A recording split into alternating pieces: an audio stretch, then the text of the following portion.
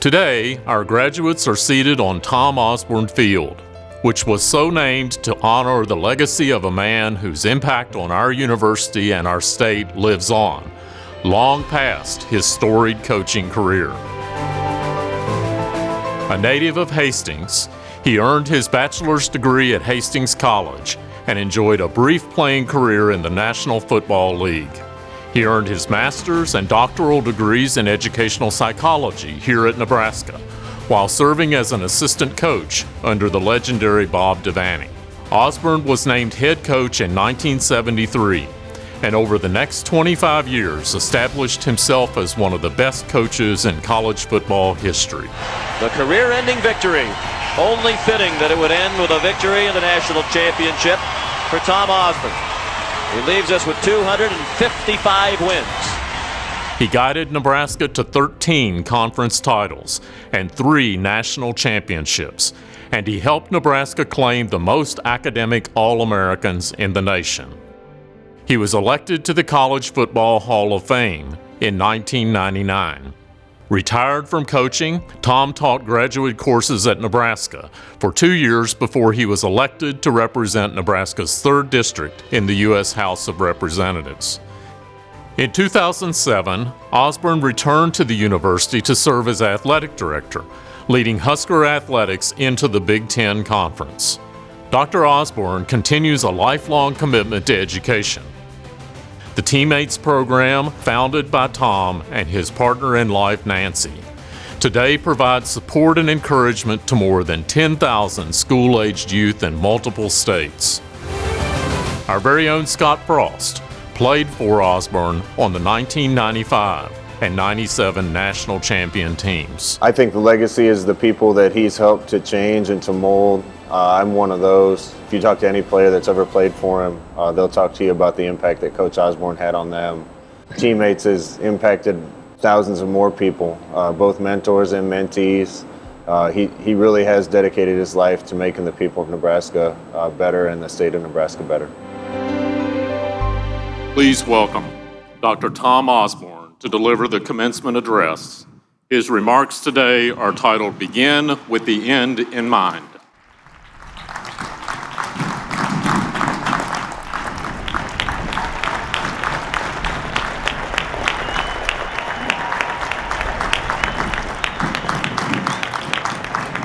Thank you very much.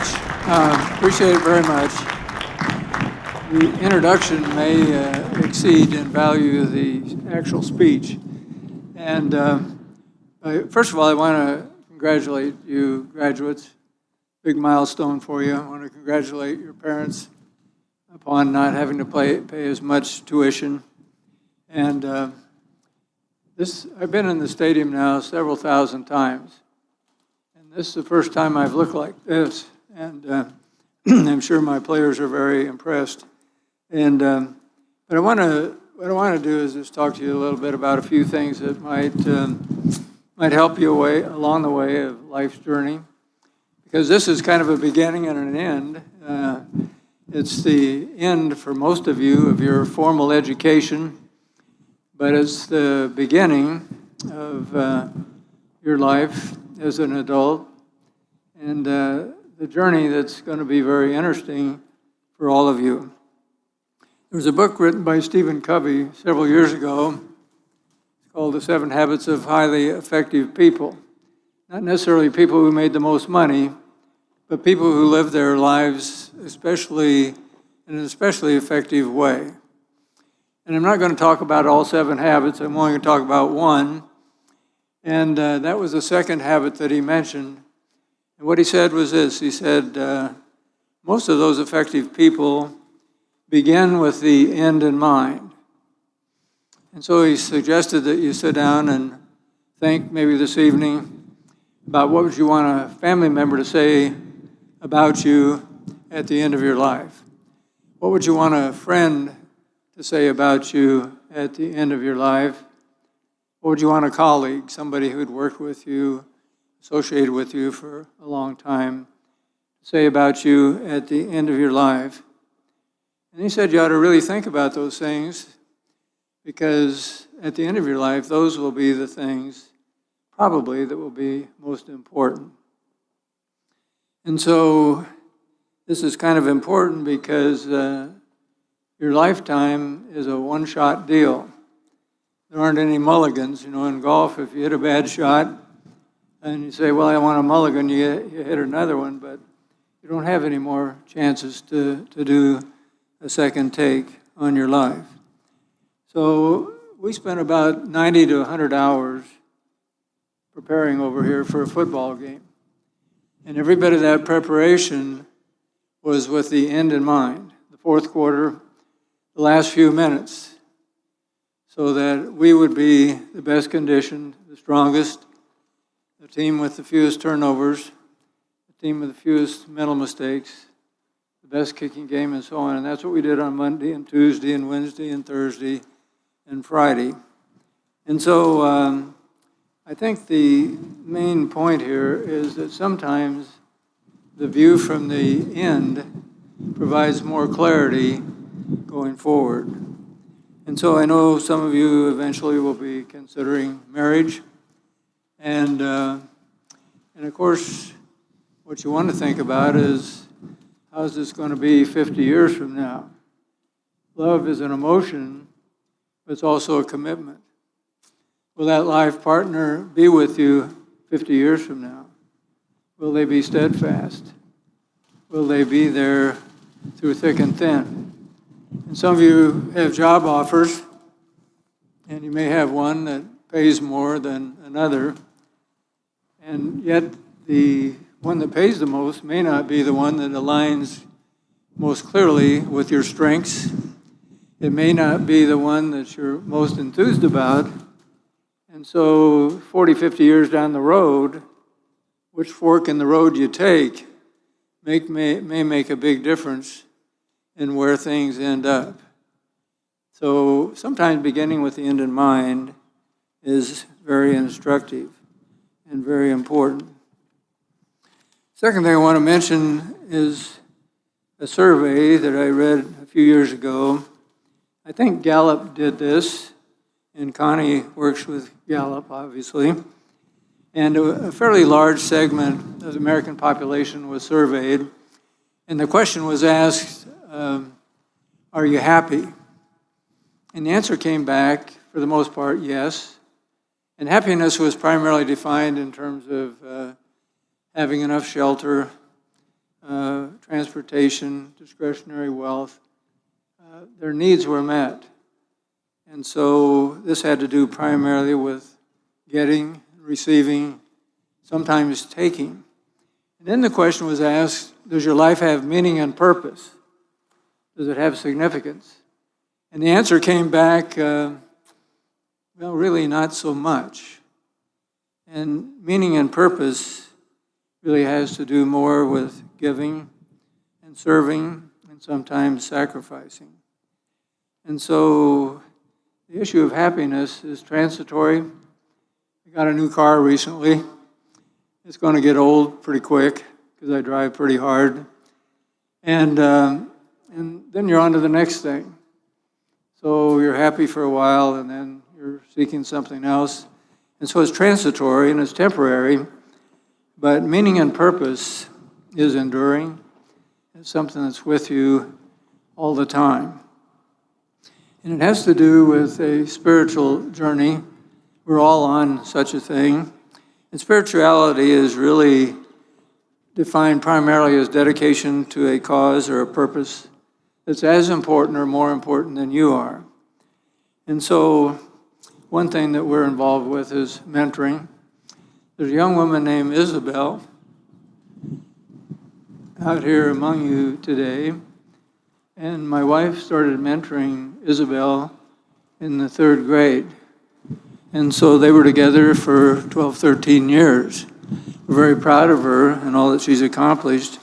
But the reason I want to mention this is that most of our mentors will say, you know, this is one of the most meaningful things that I've done in my life. Giving my time, my interest, my devotion to this one person. And so there's lots of ways to enhance meaning and purpose in your life, but always it involves serving and giving and so on. And lastly, let me just mention there's a statue over here in the north end of the building. There's an older guy with a baseball cap, and he's not very impressive. But there's a guy with him in a football uniform, and that young guy's name was Brooke. His number was 18. And so I'll tell you a quick story about him. He was a quarterback. And in 1994 season, a long time ago, we had a great quarterback here named Tommy Frazier. Started the season really well, 1994, won 3 straight. And Tommy had an injury, and they said, he's done. Probably won't play again this year. So Brooke was the number 2 quarterback, and he stepped up.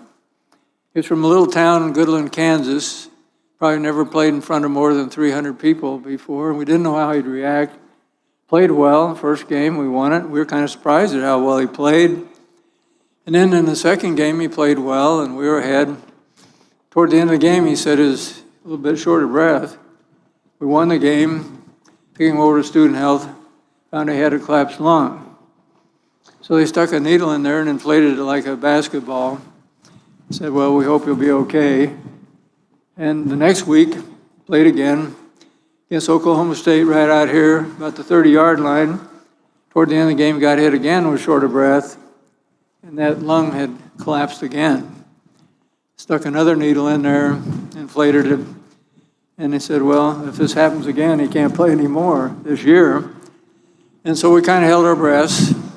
We won the next game, the next, and the next. We won 8 straight under Brooke.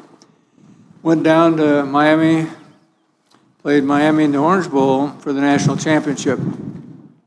Tommy had recovered, Tommy Frazier recovered, and he played. Brooke played. They both played well. Tommy was in there at the end.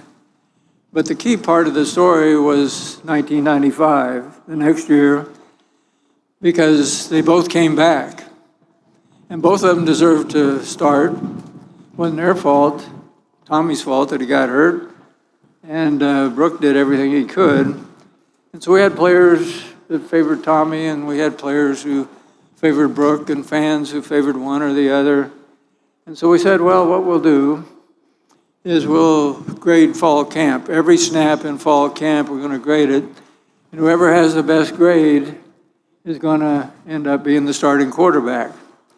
Well, Brooke had 1 interception in fall camp, and Tommy had none. And that was the difference. We handed Tommy the ball, and he was surrounded by some really good players, and nobody came close to us all year. And Brooke stood on the sideline. He played some toward the end of the game when we were way ahead. And it hurt him. I was in all the quarterback meetings, and I know how he felt. And he was very disappointed. And so it was really difficult for him. But that's not really where the story ended, because about this time of year, the end of that season, end of that year, he was about to graduate like you are, about to be drafted in the NFL, about to be married. He went out and got in a little Piper Cub that he'd been flying. I didn't even know he was flying. He had a pilot's license. Got up about 1,500 feet. It's a windy day, like today, and the engine quit. He could have lowered the nose, and he could have glided it in and landed at about 35 miles an hour and would have damaged the plane, but he probably would have walked away. But he wanted to get back to that little airstrip. Didn't want to damage the plane. He lost speed, and the plane went down like a kite, and it crashed, and it burned. And the hardest phone call I ever had to make was to his mother. And so the point is this, that Brooke lost his life, and we went to that funeral out in Goodland, Kansas. There were 5 busloads of players. Nobody was required to go, but all 5 of them were filled with players. Every player went.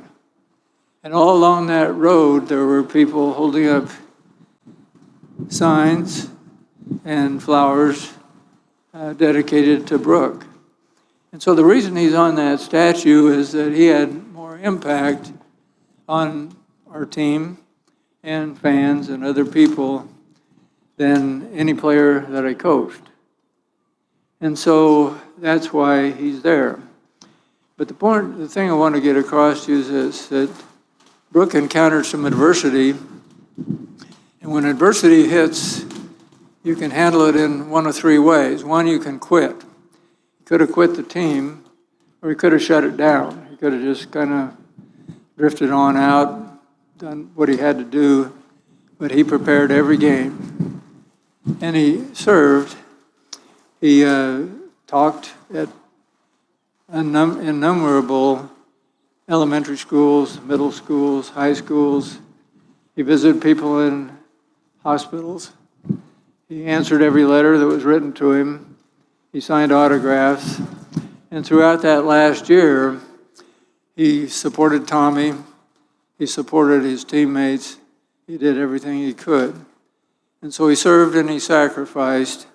And I think as a result, he made the greatest impact. And so the thing that I want to point out to you is that how you handle adversity is going to have a lot to do with what you end up with at the end of your life. Because you can quit, or you can blame, or you can see it as an opportunity to learn something, an opportunity to get better. And so I just want to leave you with those thoughts that you might want to think about, beginning with the end in mind, find meaning and purpose through serving, and then lastly, look at adversity as an opportunity. I want to congratulate you again on all you've accomplished and wish you the very best for the rest of your life. It's been a real honor for me to have this opportunity to speak to you today. Thank you very much.